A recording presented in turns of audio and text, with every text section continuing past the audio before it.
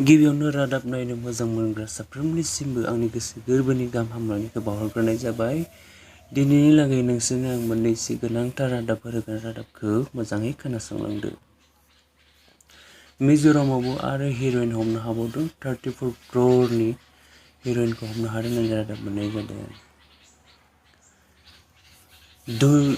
धोनिसिन मानसि Elon mask, वर्ल्डनि धोनि मानसि, बिथाङा बुंदों रासियाया आमेरिका आरो इउर'पखौ 30 मिनिटनि गेजेरावनो साफा खालामनो हागोन होननानै बिथाङा बुंदों। आरो बिथाङा बेखौ बुंबावदों आमेरिकायाबो रासियाखौ हागोन 30 मिनिटनि गेजेरावनो मिहिन खालामनो हागोन होननानै बिथाङा बुंदों। अरुणाचल प्रदेशआव सानै सेंग्राफोर गोमानानै दङ चाइना बर्डाराव। दा पुलिस प्रशासना नागिरनाया जागायबाय होननानै रादाब मोननाय जादों।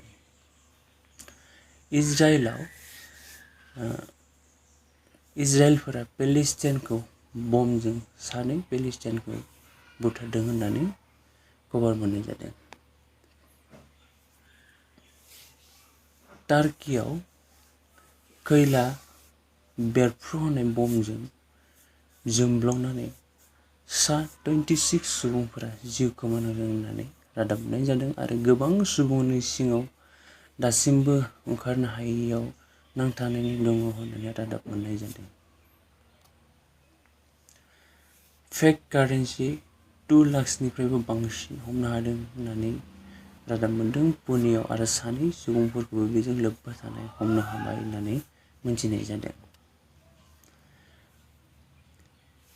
झारखन्डआव सासे फोरोंगिरिया सासे स्टुडेन्टखौ 14 इयार्सनि हिनजावसा स्टुडेन्टखौ चिटिं लानायनि सन्देह खालामनानै बिनि ड्रेसखौ जबरदस्ति खुनो थिननायाव बिथाङा जोबोद दुखु मोननानै बे स्टुडेन्टआ गावखौनो गाव सावनानै लादों होननानै रादाब मोनदों। आरो बिथाङा खोनानाय बायदिब्ला दा जोबोर क्रिटिकेल हालोदाव दङ होननानै मिथिनाय जादों। घुस लानायनि थाखाय आरो सासे अफिसार हमजाबावबाय आसामाव। दासाननैसो घुस लानायनि दायाव जोबोर हमगासिनो दङ। बेवहायनो साफ्रोमबो सुबुंफोरखौनो सांग्रां जानो थाखाय आंनि फारसेनिफ्राय खावलायनाय जाबाय। आरो बे घुस लानाय सुबुंनि मुङा MD आब्दुलमोन। उत्तर प्रदेशआव पुलिसानो बाल्ब खावनायनि मोनसे CCTV केमेरायाव मोननाय जादों। आरो साननैसोनि सिगाङावबो सेम उत्तर प्रदेशआवनो पुलिसानो मबाइल खावनायखौ CCTV केमेरायावबो आरो बेखौबो मोननो हादोंमोन। जनायावबो गोबां बिबांनि ड्राग्सफोर हमनो हादों आरो सानै सुबुंखौबो एरेस्ट खालामनो हादों होननानै मिथिनाय जादों। आसामाव गोदानै एपइन्टमेन्ट होबावसिगोन टिचार्सफोरनि थाखाय।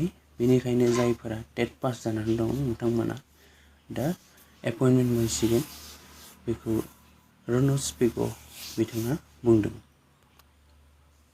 BTRआव पस्टार सिफायनायनि थाखाय जोबोद दावराव दावसि जादों। ISPL फुटबल बादायनाया जाबाय थानाय समावनो सोरबा मोनाव